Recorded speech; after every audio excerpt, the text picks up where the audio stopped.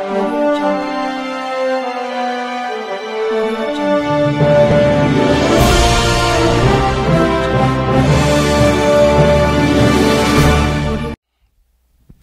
Atos capítulo 13, versículo 22. Diz assim: E quando este foi retirado, lhes levantou como rei a Davi, ao qual também deu testemunho e disse: Achei a Davi, filho de Jessé, varão conforme o meu coração, que executará toda a minha vontade. Toda a minha vontade. Meus irmãos, eu quero falar com vocês sobre esse texto e pensarmos a respeito da vida de Davi e analisarmos as fases de Davi e traçarmos um paralelo com as nossas vidas e com as nossas fases vividas até o presente momento, né? O livro de Atos, o capítulo 13, ele tem uma grande relevância nas Escrituras Sagradas, porque trata-se aqui da primeira viagem missionária do apóstolo Paulo, em que ele, junto com Barnabé, vai trilhar por caminhos novos, vai chegar a Antioquia, e com muita inteligência, fruto do Espírito, ele vai apresentar o Evangelho através da humildade do comportamento desses dois, e pessoas vão compreender as Escrituras, vão chegar-se até Cristo por causa da atitude deles. Principalmente nos momentos em que eles iam até as sinagogas, a fim de falarem e discutirem com os filósofos, com os sábios daquela época. E Paulo, ele, numa oportunidade que lhe foi dada, ele começa a falar das muitas vitórias que Israel teve no Egito, muitas vitórias que Deus deu ao seu povo. E essa história que ele conta tem como objetivo seguir por um caminho cujo final dessa história, o final deste caminho, seria a pessoa bendita do nosso Senhor e Salvador, Jesus Cristo.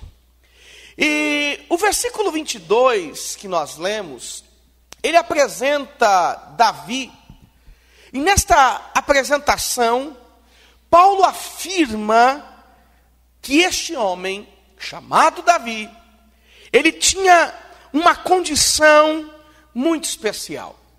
O texto vai dizer, na parte B que nós lemos, no livro de Atos, capítulo 13, que este era um homem conforme o coração de Deus.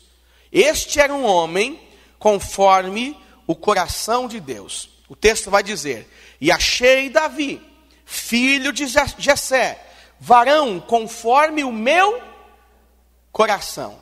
É Deus narrando a descoberta, o encontro, o apontamento de um homem que seria o novo rei de Israel.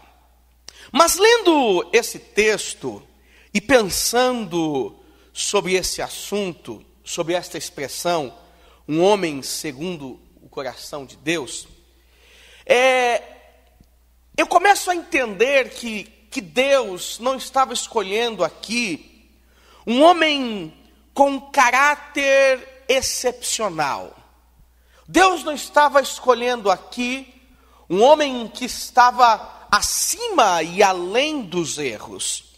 Deus estava escolhendo um homem cujo estilo de liderança como rei era impecável. O estilo de liderança, de conduta como rei, iria ser louvado por todas as outras nações, e muitos iriam se aproximar, se unir de Davi por causa do seu estilo de liderança. Porque se nós pensarmos que Davi já era desde a sua mocidade um homem especial, segundo o coração de Deus, Davi não poderia abrir brechas para cometer erros, para cometer pecados. Mas a história bíblica apresenta os pecados de Davi, mostrando que Deus escolheu um homem comum, mostrando que Deus escolheu um homem simples, mostrando que Deus escolheu um homem falível, mostrando que Deus escolheu um homem que estava sujeito aos mesmos problemas que os demais homens. Porém, a sua liderança em relação àqueles que já haviam passado sobre Israel, os juízes, o rei que antecedeu, Saul, era uma liderança inspirada pelo Senhor, uma liderança impecável. No entanto, que no livro de 1 Samuel, capítulo 15, o versículo 28, a Bíblia diz assim, Samuel falando: então Samuel disse, olha, o Senhor rasgou hoje de ti, falando para Saul, né, o reino de Israel, e deu ao teu próximo, que é melhor do que você, que é melhor do que tu, viu, Saul? Então, a expressão está se referindo a Davi como rei, não propriamente a Davi como uma pessoa indiscutivelmente separada, indiscutivelmente santificada, que não vivia debaixo de nenhum tipo de erro, de nenhum tipo de situação duvidosa. Mas é óbvio também, meus irmãos, que o ofício de Davi está ligado diretamente ao seu coração, porque ele se tornou grande rei. E a partir do momento que ele obedeceu a Deus e não deixou de lado os mandamentos de Moisés, as palavras dos profetas, a prática do seu ofício real, o sucesso veio sobre o seu reinado, o sucesso veio sobre o seu ministério. Então Deus escolheu alguém comum, Deus escolheu alguém disposto a fazer o melhor pelo seu povo. Deus escolheu alguém que tinha a possibilidade de cometer erros, de cometer falhas, porém o seu coração era um coração disposto a servir ao Senhor nos momentos mais difíceis da vida, um coração disposto a adorar ao Senhor, a amar ao Senhor, um homem com um coração disposto a obedecer ao Senhor enquanto rei. Então Saul, a Bíblia vai nos dizer que ele perdeu o seu reinado, e Deus coloca Davi como rei. É interessante que o sucesso passageiro de Saul foi marcado por conta de sua desobediência. Mas o sucesso de Davi dura até hoje, porque ele esteve disposto a se submeter em todos os momentos à vontade de Deus. Ele esteve disposto a se submeter em todos os momentos à vontade de Deus. E aqui eu tenho um pensamento e uma lição muito interessante. Se você quer ser uma pessoa de sucesso, obedeça a Deus em tudo. Obedeça a Deus no seu casamento, obedeça a Deus na sua família, no seu ministério, no seu trabalho. Obedeça ao Senhor. Obedeça a Deus em todas as coisas. Mas, na vida de Davi, existem então 5 fases marcantes, que nós vamos tentar extrair lições importantíssimas para as nossas vidas. 5 fases que têm a ver conosco, que têm a ver com a igreja, que têm a ver com nós, cristãos. Primeira fase foi a fase da humildade. No livro de 1 Samuel, capítulo 16, versículo de número 11, veja comigo, por favor. 1 Samuel capítulo 16, versículo de número 11. Diz assim: perguntou Samuel a Jessé: acabaram os seus filhos? E ele respondeu: ainda falta o mais moço, que está apacentando as minhas ovelhas. Disse, pois, Samuel a Jessé: manda chamá-lo, pois não nos assentaremos à mesa sem que ele venha.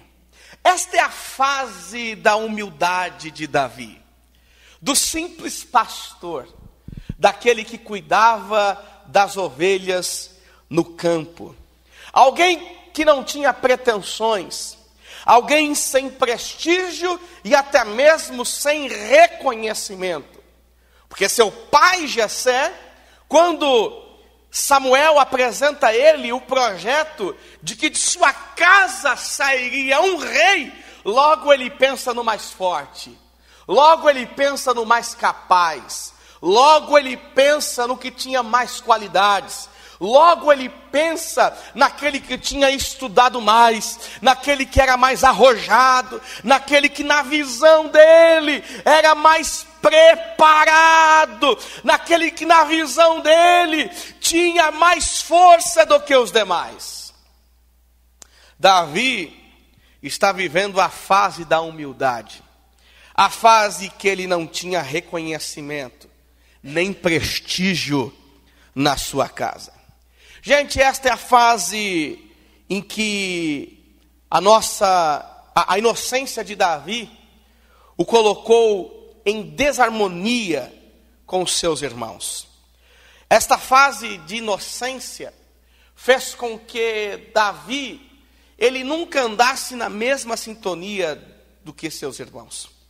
Vejamos bem lá no capítulo 17 do mesmo livro de 1 Samuel, no versículo 26, quando Davi fica sabendo que tem uma guerra e que um soldado filisteu está descendo ao vale todos os dias, durante 40 dias, para destruir, clamando por um guerreiro para um bom combate, Davi, ele desce, ele sobe até o exército israelita, e lá ele conversa com seus irmãos, querendo saber o que estava acontecendo. E ali ele será repreendido, porque ele não andava em harmonia com seus irmãos. A humildade dele não gerava reconhecimento, não gerava prestígio. Olha só o versículo 26. Então falou Davi aos homens que estavam consigo, dizendo: que farão aquele homem que ferir a este filisteu e tirar a afronta de sobre Israel? Quem é, pois, esse incircunciso filisteu para afrontar o exército do Deus vivo? E o povo lhe repetiu as mesmas palavras, dizendo: assim farão ao homem que o ferir. E ouvindo Eliabe, seu irmão mais velho, falar, aqueles homens, acendeu-lhe a ira contra Davi e disse: por que descestes aqui? E a quem deixastes aquelas poucas ovelhinhas que você cuida? É só o que você faz, Davi, e ainda está fazendo mal feito. Em outras palavras, é isso que eles estão dizendo para Davi: você só faz isso, e ainda o que você faz, você não está fazendo bem feito. Você deixou as ovelhas com quem, Davi? Bem conheço, Davi, a tua presunção e a tua maldade. Você é maldoso, você está vindo aqui para especular, o seu coração é contraditório, Davi. Essa é a fala dos irmãos de Davi. Ele não tinha prestígio. Desceste apenas para ver a peleja, ou seja, veio aqui para aplaudir a guerra, veio aqui para ver o pau quebrar, veio aqui para ver a gente ser humilhado e depois você contar a história, Davi. É isso que você veio fazer, Davi. Gente, a fase da inocência é a fase em que nós estamos na igreja, na presença de Deus, e não enxergamos o que é errado na vida e muito menos na igreja. A fase da inocência é aquela fase que nós não somos exigentes em relação às coisas que acontecem na igreja. A fase da inocência é aquele momento em que nós somos sedentos para aprender, desejamos aprender, queremos crescer na graça, no conhecimento. A fase da inocência é a fase que nós consideramos sempre o nosso próximo mais capaz do que nós mesmos.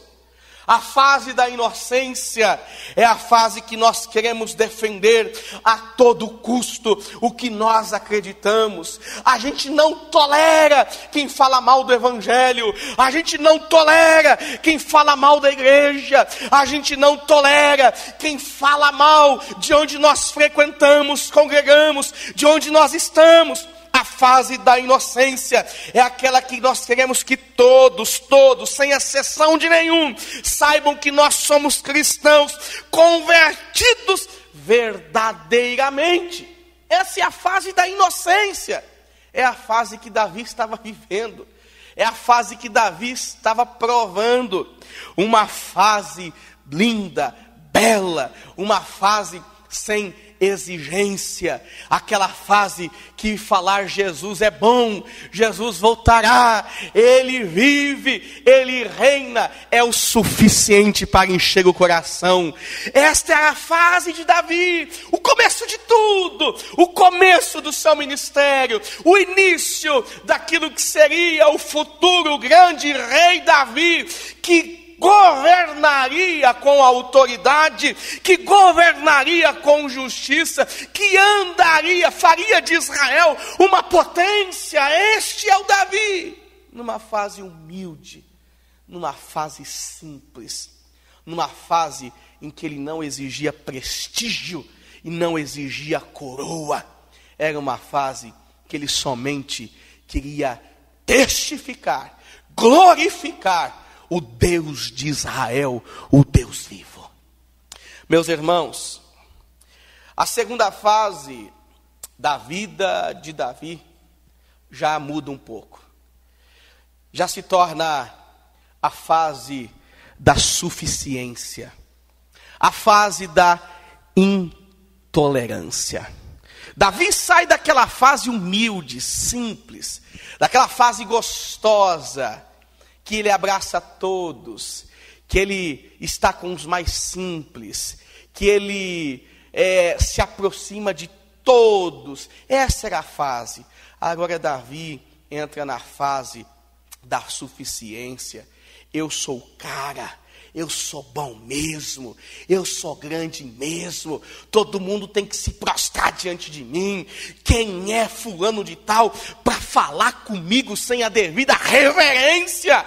Olha só, por favor, no livro de 1 Samuel, capítulo 25, nós vamos ter um episódio em que Davi, ele é marcado por sua intolerância. Por sua intolerância. Ok? Aí você vai pensando, meu Deus do céu, em que fase eu estou na minha vida? Que fase eu estou no meu ministério? Em que fase eu me encontro nesse exato momento? Na fase da humildade, da simplicidade, na fase em que as coisas pequenas produzem grandes louvores, na fase em que os louvores mais simples enchem a minha alma, na fase em que alguém que sobe aqui no púlpito e fala apenas a palavra, o nome Jesus é o suficiente. Que fase você está? Ou você está naquela fase que diz, olha, se eu estivesse lá em cima fazendo, se eu estivesse falando, se eu estivesse coordenando, se fosse do meu jeito, se fosse como eu penso, se fosse como eu quero, se fosse da forma com que eu sonhei, se fosse da forma que eu entendo as escrituras, a igreja estaria lotada, esse pastorzinho mequetrefe já teria sumido daí, outro pastor já teria levantado, um homem de Deus grande. Que fase você está? O texto vai dizer que Davi estava na fase agora da suficiência. Verso 5 do capítulo 25. O texto vai dizer, antes quero falar, que Davi encontra-se com um cidadão chamado, fica sabendo que um cidadão chamado Nabal, ele está prosperando, ele está crescendo. E Davi acaba mandando servos para que haja uma aliança entre os dois. E Nabal despreza Davi. Nabal não está nem aí para Davi. Nabal não acreditava no reinado de Davi. Nabal não dava crédito a Davi. Fazia parte de uma outra região. Não estava nem aí. Olha só o verso 5. E enviou Davi 10 moços. E lhes disse: subi ao Carmelo, lugar especial. Ide a Nabal, perguntai-lhe em meu nome, como está? Oh, amigão, né?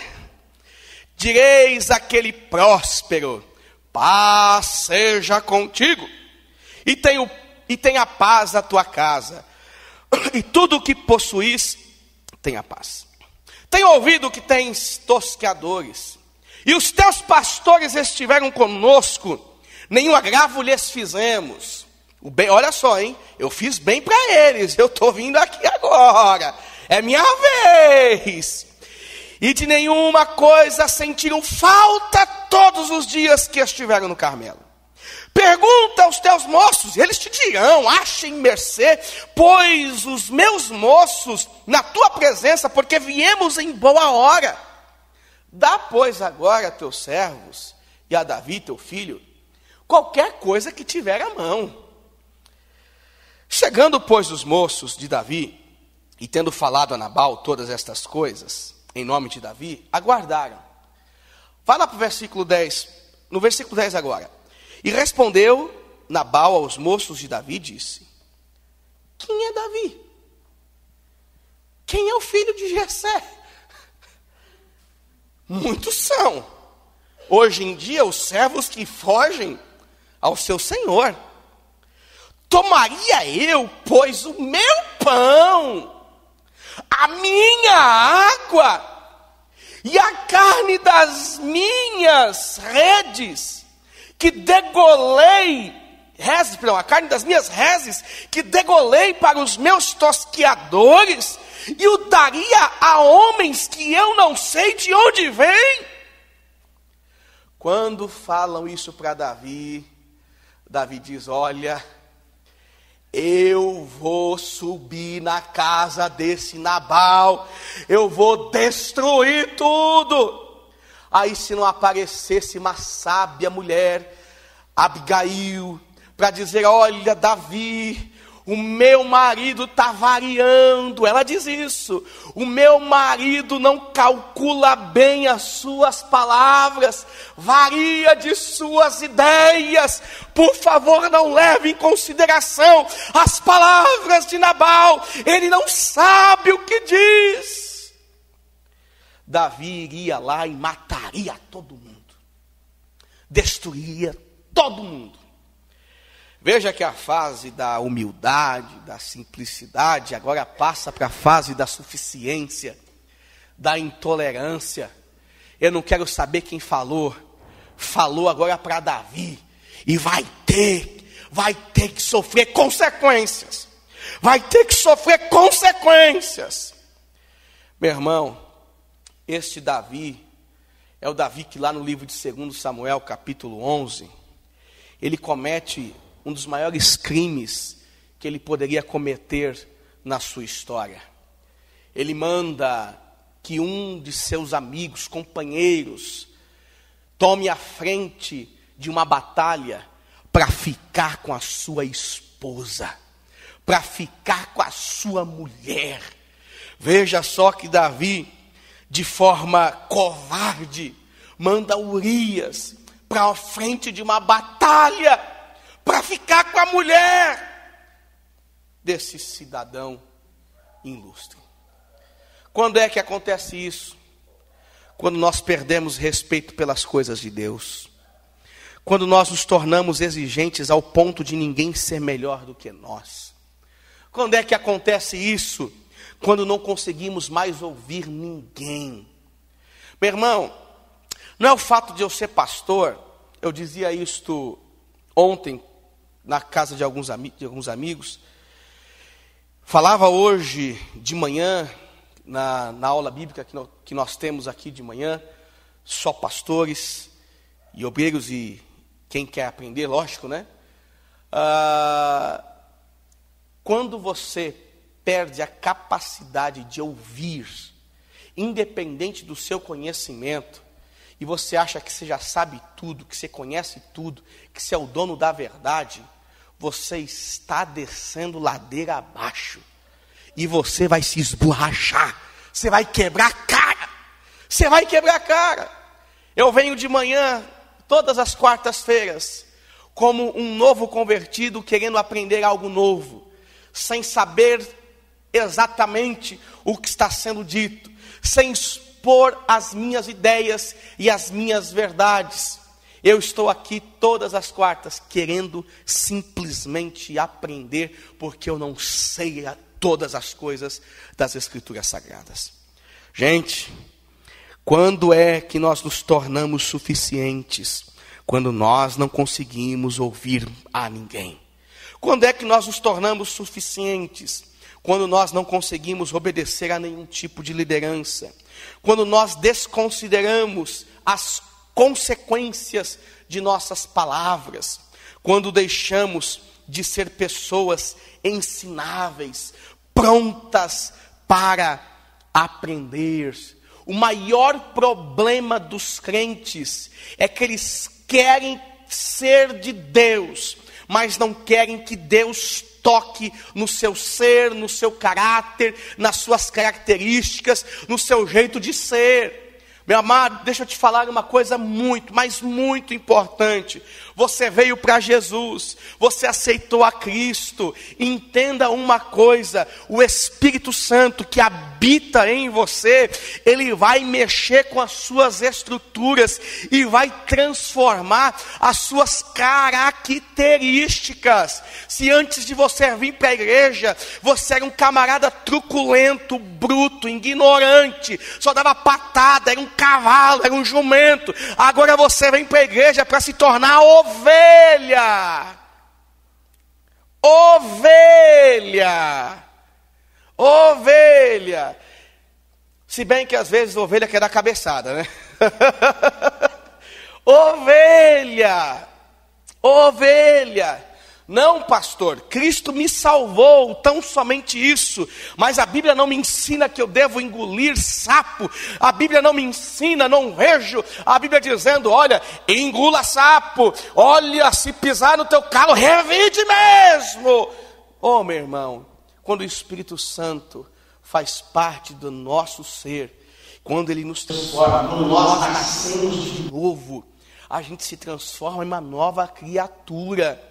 Foi o que Jesus disse para Nicodemos. Olha, Nicodemos, necessário vos é nascer de novo, para você ver o reino. Olha, Nicodemos, você tem que nascer da água e do Espírito, para você entrar no reino. Nicodemos, você precisa nascer de novo, para você ser guiado pelo Espírito. E os que são guiados pelo Espírito, não sabem para onde vão, nem de onde vêm, porque esses dependem exclusivamente, absolutamente, da direção e da vontade de Deus, meus irmãos.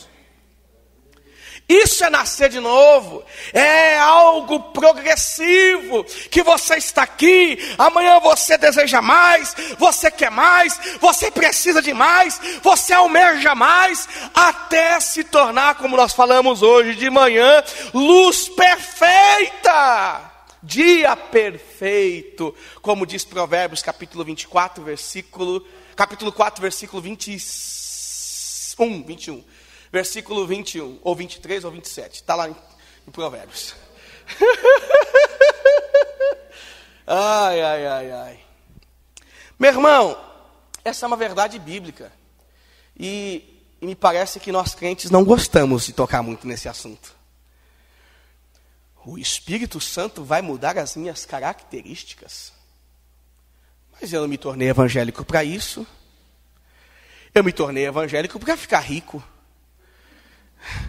Eu me tornei evangélico para ter muitos carros. Eu me tornei evangélico porque a propaganda da televisão apresentava um iate e um irmão sentado na polpa daquele iate lá, lendo a Bíblia. Eu me tornei evangélico porque dizia que se eu for evangélico, eu vou para um céu que tem rua de ouro. Meu irmão, quando nós nos tornamos cristãos, quando a gente se decide a participar de uma nova vida, a gente tem que se submeter às mudanças que essa nova vida vai produzir em nós. Davi, com sua suficiência, ele foi perdendo algumas coisas.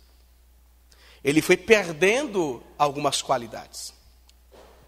A terceira fase da vida de Davi é a fase que ele foi quebrado. Repita comigo, quebrado. Gente, quando isso acontece, é quando nós nos tornamos naquilo que Deus não queria que nós nos tornássemos. E aí, o próprio Deus vai permitir que a vida te quebre. As escolhas de Davi o colocaram em estado de um homem quebrado. De um homem em que a casa caiu literalmente para ele. Mas eu acredito que isso acontece porque a Bíblia diz em Jeremias capítulo 18 que o nosso Deus é o Deus que modela o vaso. E quando existe imperfeição, Ele se encarrega de quebrar e de consertar. Ele se encarrega de fazer de novo. Fazer de novo. O Espírito Santo trabalha. Ele deixa você seguir a vida para você se sentir quebrado. Quantos de nós aqui já não nos sentimos quebrados? Já não vivemos, já não passamos por esta fase de vasos quebrados. Oh, meu irmão, que fase difícil. Que fase complicada. Porque é a fase que nós somos desmascarados. É a fase que o forte se torna fraco. O leão vira gazela. É a fase em que o todo cheio de sabedoria já não sabe mais que direção escolher. É a fase naquele que era pleno e suficiente, na sua força, no seu braço, já diz: eu não posso seguir, eu não posso avançar. Essa foi a fase em que Davi foi desmascarado, foi quebrado. Davi desceu nas profundezas do seu próprio coração, do seu espírito, caiu nas mãos de Deus. Meu irmão, eu não sei se você tem vivido uma vida de máscaras. Deixa eu te dizer uma coisa, não vale a pena. Não vale a pena. Não vale a pena maquiar um estilo de vida que não é a verdade. Uma hora, Deus vai levantar os profetas Natã da vida para dizer: ei, você está pensando o quê? Aonde você vai parar com esse tipo de vida? Natã, o profeta, chegou para Davi e disse: Davi, tem uma situação assim, eu sei que você é um cara justo, eu sei que você é um cara íntegro, eu sei que você toma decisões com coerência, sempre. Natan sendo irônico, né? O que você faria se um certo cidadão que tinha uma ovelhinha lindinha, aí de repente veio um camarada e tomou a única ovelhinha daquele cidadão? O que você faria? Mande chamar tal delinquente, tal bandido, vem aqui que vamos matá-lo, vamos prendê-lo, ele vai sofrer. Onde já se viu roubar a única ovelhinha? Aí Natan diz: Davi, esse cara é você.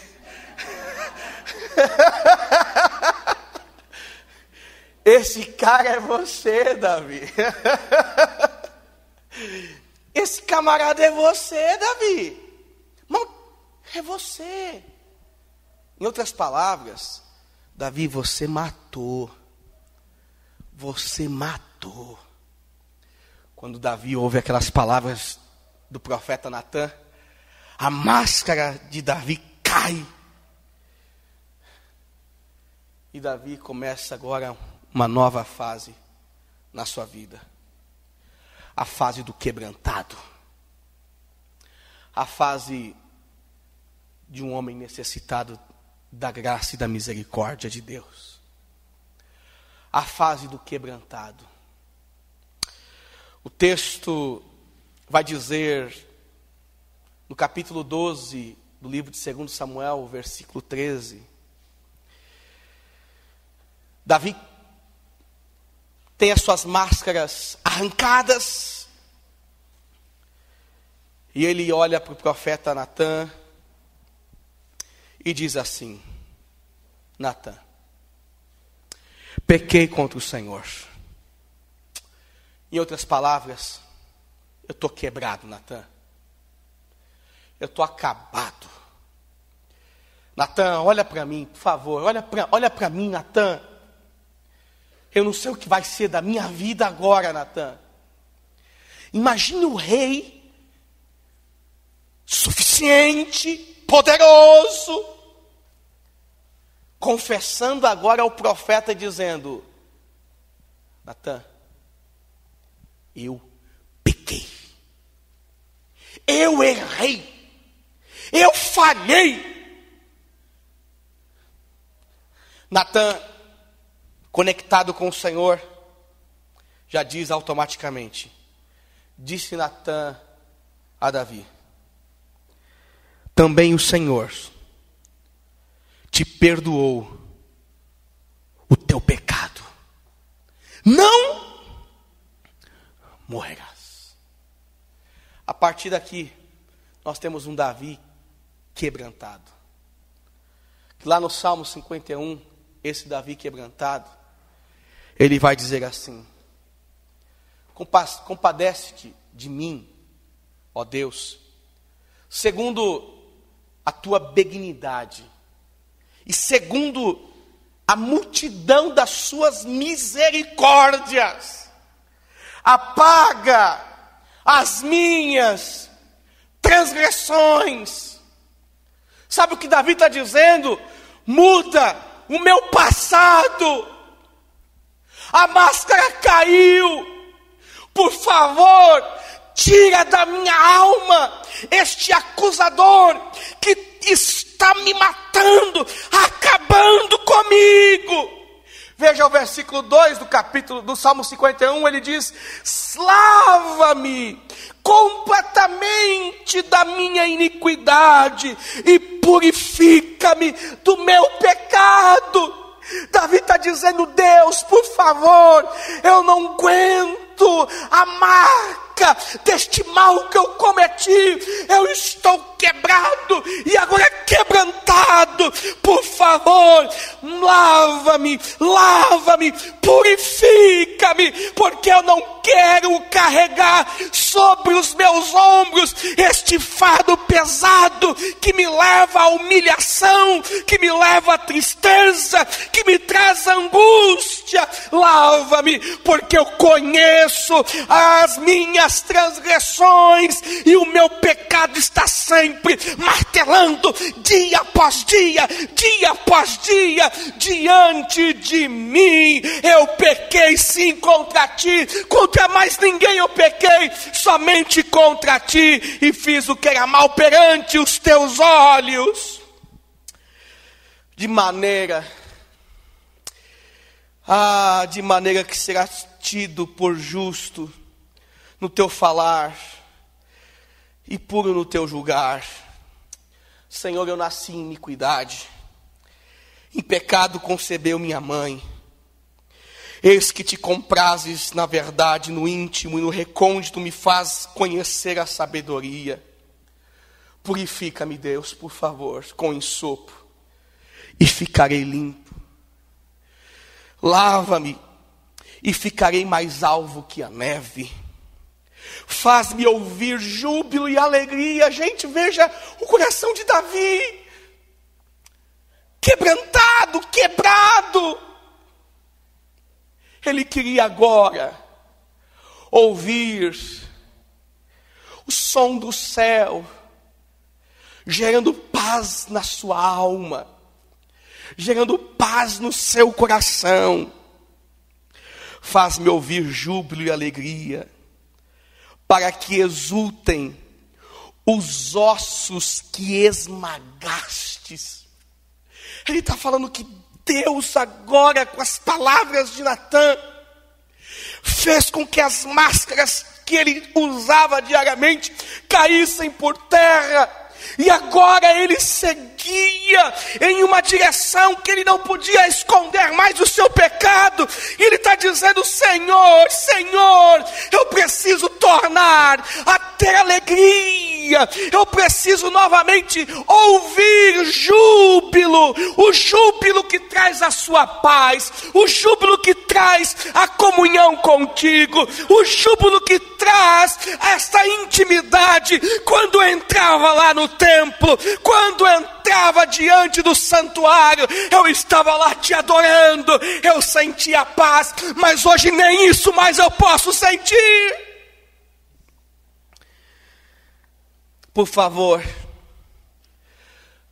deixa os meus ossos, que o Senhor esmagou, sentir isto novamente. Por favor, esconde meu rosto dos meus pecados e apaga todas as minhas iniquidades. Ele estava dizendo: eu não consigo mais viver com isso, eu não consigo mais conviver com isso, com os meus pecados, com os meus erros, com as minhas falhas. Eu não consigo mais conviver. Por favor, apaga o meu rosto, cria uma barreira em que eu não veja mais isso. Limpa-me, por favor. Cria em mim, ó Deus, um coração puro, e renova dentro de mim um espírito inabalável, um espírito reto. Não me exclua da tua presença, nem me retires o teu Santo Espírito. Restitui-me a alegria da tua salvação e sustenta-me com um espírito voluntário. Gente, está aqui Davi, quebrado e quebrantado. Foi essa fase que Pedro também viveu. Viveu de forma íntegra, com simplicidade no início do chamado apostólico. Depois se tornou suficiente, ao ponto de dizer: eu não vou te negar, eu não vou te negar. Quando por fim está Pedro olhando o seu Cristo ser crucificado, e as palavras de Cristo remoendo o seu interior, quando ele dizia: Pedro, hoje mesmo me negarás 3 vezes. antes que o galo cante. Foi assim que Pedro se sentiu. Nesta fase, meu irmão, muitas coisas são realidades em nossas vidas. Nessa fase em que nós estamos quebrados e quebrantados, nós reconhecemos quem realmente nós somos. Nós analisamos os nossos erros. Nós entendemos que precisamos do socorro de Deus. Precisamos da misericórdia de Jesus. Precisamos da manifestação do amor de Jesus no nosso coração. É nessa fase que a nossa adoração se torna muito sincera. É nessa fase que nós estamos quebrantados, que o culto tem um outro significado. É nessa fase que nós estamos quebrados e quebrantados, a família tem um outro significado. O viver tem um outro significado. Nesse momento de quebrantamento na vida de Davi, cumpre-se o que o profeta Oséias disse no capítulo 6 do seu livro. Vinde e tornemos para o Senhor, porque Ele nos despedaçou, mas é Ele que também vai nos sarar. Ele fez a ferida, mas também é Ele que vai ligar a ferida. É Ele que vai trazer a cura. Aleluia, aleluia, aleluia. E a quinta e última fase é a fase que ele ficou pronto. Davi ficou pronto, sim, no final, para entender e fazer a vontade de Deus. Depois de viver humildemente, depois de achar suficiência e se tornar intolerante, depois de estar quebrado, depois de estar quebrantado, agora Davi está pronto para entender e fazer a vontade de Deus. E parece que Jesus às vezes permite que isso aconteça conosco também.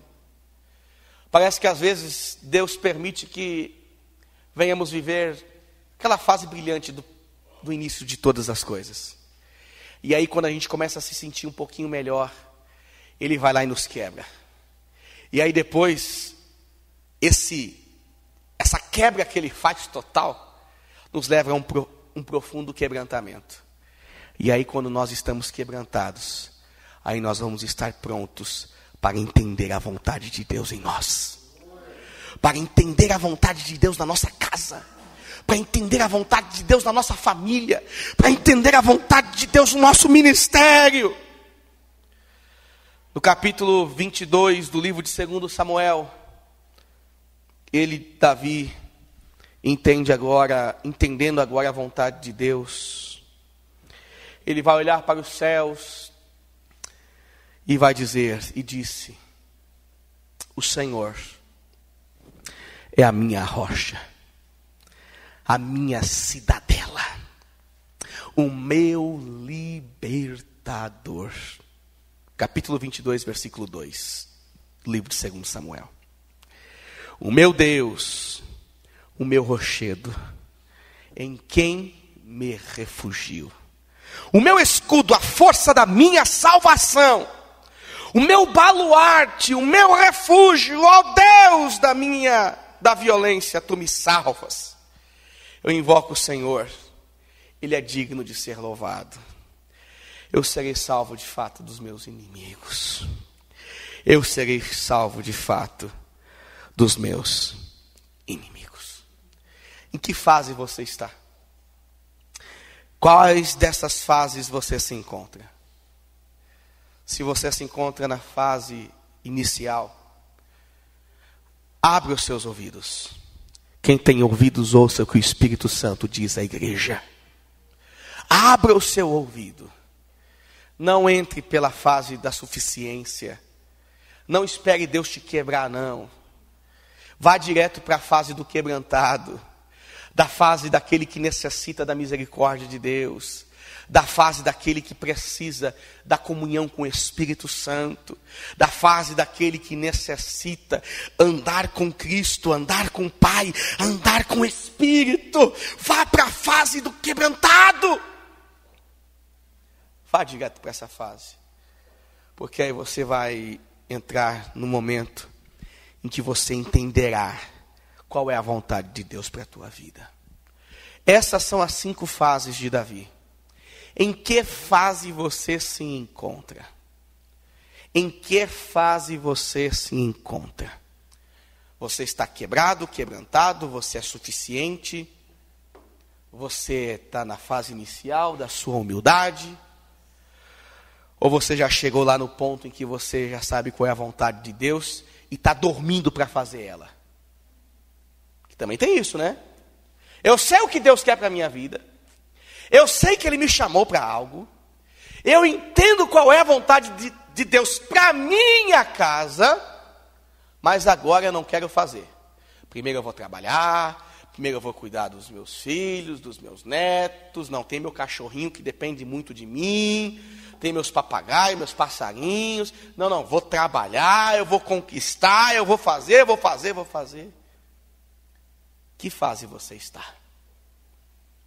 Que fase você está? Pegando exemplo de domingo, eu aposto que muitos de vocês gostariam de sentir ou de viver da forma com que o Davi disse que ele testemunhou com a sua vida que ele vive. Todos nós gostaríamos de ver aquilo acontecendo através de nós, não é verdade? Todos nós, sem exceção de nenhum aqui. Meu irmão, mas queremos pagar esse preço? Queremos fazer a vontade de Deus? Queremos realmente se empenhar e cumprir a vontade de Deus na tua vida? Essa é a questão. Ah, pastor, eu quero. Mas male as pessoas vêm para a igreja. Male as pessoas vêm para o estudo bíblico. Male as pessoas participam de oração. Male eu vejo alguém dizendo, olha, estou passando lá, pastor, tantas horas na minha casa, orando e tal, lendo as escrituras, meditando na palavra de Deus. Se queremos algo a mais, precisamos nos dispor muito mais. Muito mais. Sabe por que a gente falta na presença de Deus? Sabe por que a gente deixa de orar? É porque a gente não vai ser mandado embora. Porque você não falta no teu trabalho, né? Você falta. Você não falta porque você vai ser demitido. Agora, se você perdesse a salvação, oh meu Deus, se eu fosse Deus, Senhor, se eu tivesse esse poder de mexer algumas coisinhas, eu colocaria a cláusula nesse contrato. Se faltar, se faltar, Senhor, ainda bem que Deus não é Fernando e nem muitos outros pastores que existem por aí. Aleluia. Mas em que fase você está? Vamos encerrar o culto agora. Vamos orar ao Senhor. Em que fase você está?